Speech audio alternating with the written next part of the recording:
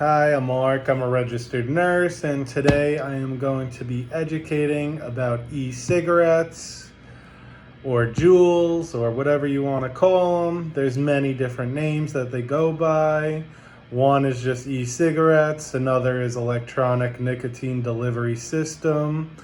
There is also e-hookahs, mods, vapes, vape pens, vaporizers, and tank systems. Today, we have one form. This is a Miley, which is basically a Juul. You could see how small it is. It could fit in your hand. No one could see. I don't vape. EJ does. So this lesson's for her. So, what is vaping? Most people believe that e-cigarettes create a vapor which is then inhaled, and most people think that this vapor is water vapor. Did you always think that it was water vapor? Yes. Okay. I just learned this recently as well, that it's not. It's actually made from the fog machine systems that are in plays and stuff like that, which I thought was pretty interesting. All right. Most of the e-cigarettes do contain nicotine. There is one that doesn't. It just produces smoke, and that's used to quit smoking cigarettes and nicotine altogether. But these small ones, the Mileys and the Juul, they actually contain the most nicotine out of all of them. I don't have the big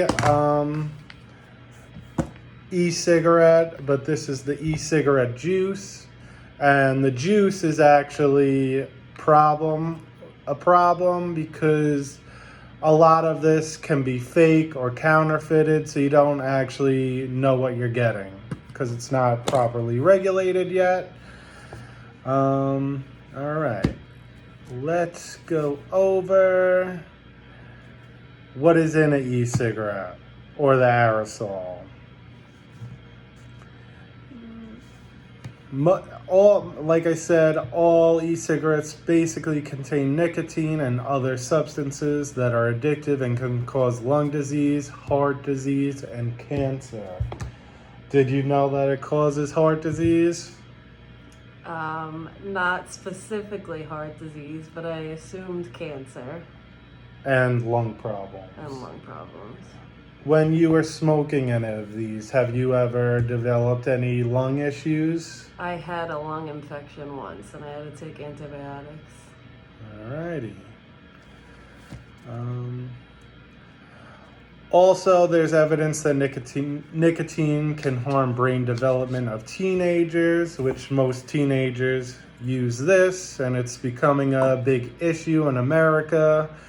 Kids will smoke this in a classroom, the bathroom, pretty much anywhere. It gives off little smoke, whereas the big boxes, sometimes you'll see people smoking and it's like a huge cloud of smoke.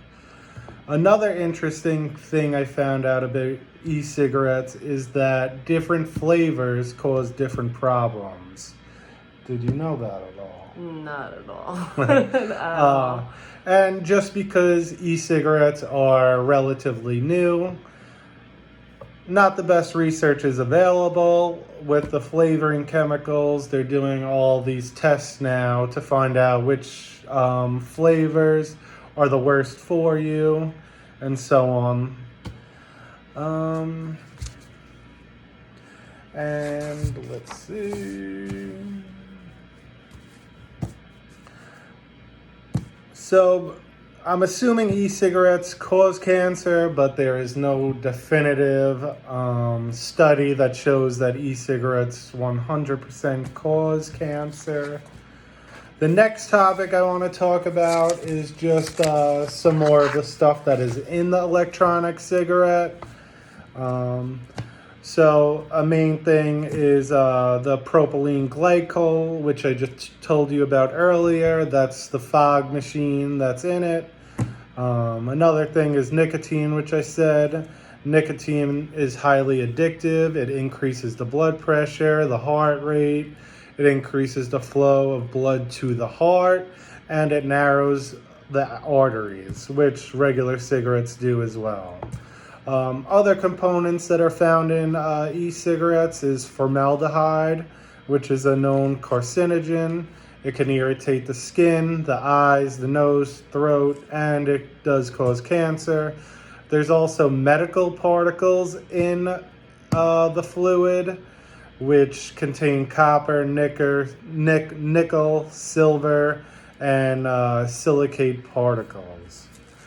Some harmful effects to the respiratory system: respiratory irritation, abnormalities in respiratory function, lung edema, airway epithelial injury, sustained tissue hypoxia, and there's actually a new slogan. It's EVALI, which is e-cigarette vaping product associated lung injury. So now on the next step, I'm going to just go over good ways to quit vaping. And again, there's not that many studies on how to quit, so it's just kind of basically going off cigarettes and just useful tips that people use to quit. And vaping is considered just as hard to quit as cigarettes because it contains the highly addictive nicotine. And the Juul and the Mileys, they deliver higher doses of nicotine because of their electronic design that gets around limitation compared to cigarettes. So this per puff contains way more nicotine than a cigarette actually does.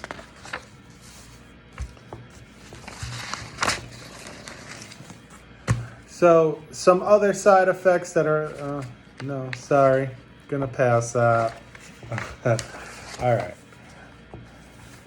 So you don't want to jump into quitting without a plan. You want to make an exact date, usually a week or two ahead, just to prepare yourself, knowing that you're going to go through withdrawals, that it's going to be hard. So usually you want to pick a date within 1 to 2 weeks, set it, and quit.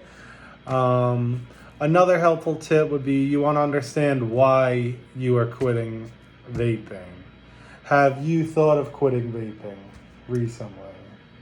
I quit for like 2 months and then I wasn't successful. Now I'm vaping again, but I do want to quit. The 2 months is better than nothing, so you know you could do it. When you quit for those 2 months, did you have withdrawal symptoms?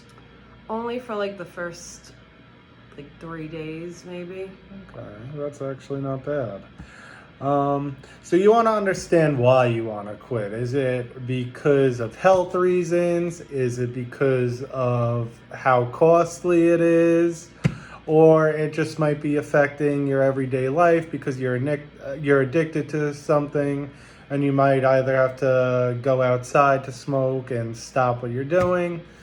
But you want to understand why you're quitting.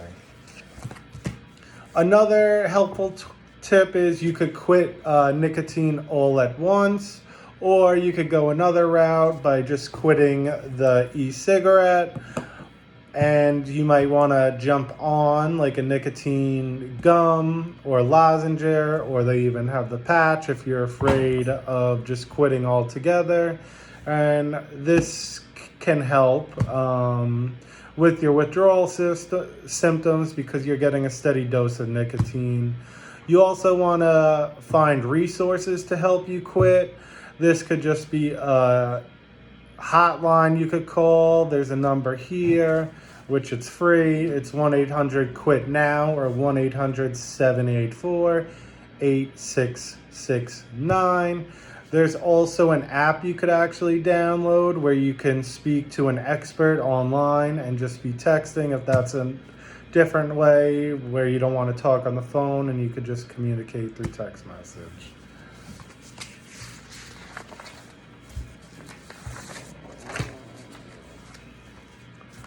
You also want to know what triggers your need to vape. Do you know any of your triggers that help you? Not that help you. Do you know any triggers that make you vape? Alcohol. Okay, that's a big one. And you want to set yourself up to avoid temptation by avoiding people and places or triggers that might tempt you to vape. So when you quit, you will have withdrawal symptoms from nicotine. Some of these symptoms can be feeling irritable, jittery or restlessness, headaches, sweating, depression, feeling anxious, tired, trouble thinking or concentrating, trouble sleeping, hunger, and an intense desire to vape. Some ways that you can manage these symptoms are by talking to your doctor just to make sure it's okay and safe. You want to drink plenty of water throughout the day to stay hydrated. Water can ease withdrawal symptoms and reduce cravings. Another tip would just be stick with a healthy sleep schedule at night to ward off feelings of tiredness during the day. And exercise can also help with the withdrawal symptoms. You also want to have plenty of healthy snacks around, so this way when you quit, you don't end up gaining weight, and you don't want to go from a bad habit to a bad habit. You want to go from a bad habit to a good habit, so have healthy food around.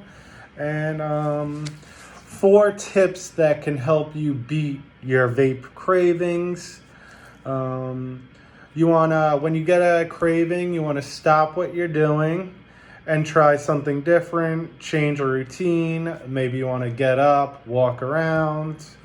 Another tip can be just to focus on your breathing. You want to inhale through your nose, out through your mouth about 10 times, and just focus on, maybe you want to focus on, I'm not vaping, it's terrible for me, and that could help as well.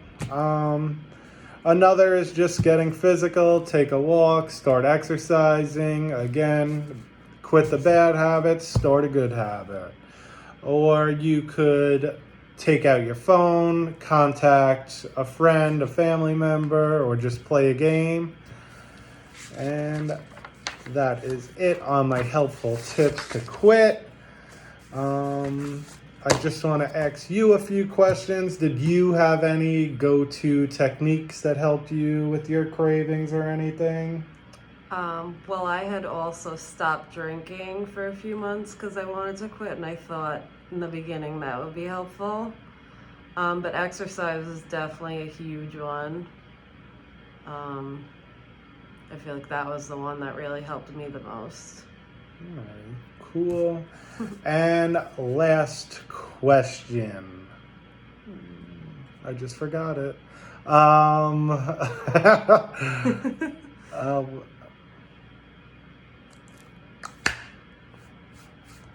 think that's it. Thank you. Oh, did you find any of this information helpful at all? Yes, I did. I mean, I didn't know that about the heart disease, and that's pretty alarming, and all the metals and the formaldehyde is pretty terrifying. When I read that, I was like, ooh, that's weird. Yeah, and I think maybe I should try to quit again. All right. Well, I'm glad that I could help you go in the right path, hopefully. Thank you. No problem. Thanks for listening, and goodbye. Bye.